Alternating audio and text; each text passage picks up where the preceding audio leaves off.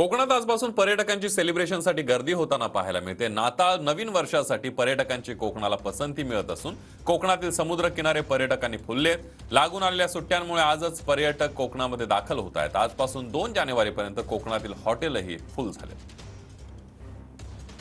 नाताळ आणि नवीन वर्षाच्या स्वागतासाठी सध्या कोकणातले सबंध समुद्र किनारे जे आहेत ते पर्यटकांनी फुललेले पाहायला मिळत आहेत आणि सध्या पर्यटक जे आहेत ते त्यांनी समुद्रकिनारी मोठ्या प्रमाणावरती गर्दी केलेली पाहायला मिळते। खास करून जे साहसी खेळ आहेत त्यांना पर्यटकांनी विशेष प्राधान्य दिलेलं पाहायला मिळते आहे। जेट स्की असू दे किंवा बनाना राईड असू दे किंवा समुद्रातले विविध पॅराग्लायडिंग असू दे असे साहसी खेळ सध्या पर्यटक या ठिकाणी अनुभवताना पाहायला मिळत आहेत। आपण सध्या गणपतीपुळे समुद्रकिनारी आहोत आणि तुम्ही बघू शकता की या निळाक्षार समुद्रामध्ये या साहसी खेळामधला जो रोमहर्षक अनुभव आहे तो सध्या पर्यटक अनुभवताना पाहायला मिळत आहेत। मौज मजा आहे, खाण्यापिण्याची रेलचेल आहे, त्याचसोबतच साहसी जे खेळ आहेत यामध्ये सध्या पर्यटक जो आहे तो हरवलेला पाहायला मिळतो आहे।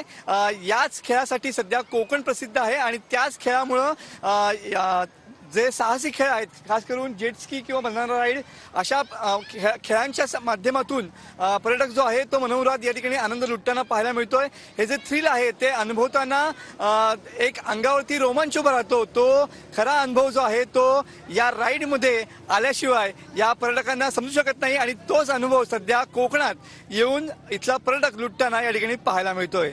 कॅमेरामन समित गजनेसह मी मनोज लेले, TV9 मराठी, रत्नागिरी।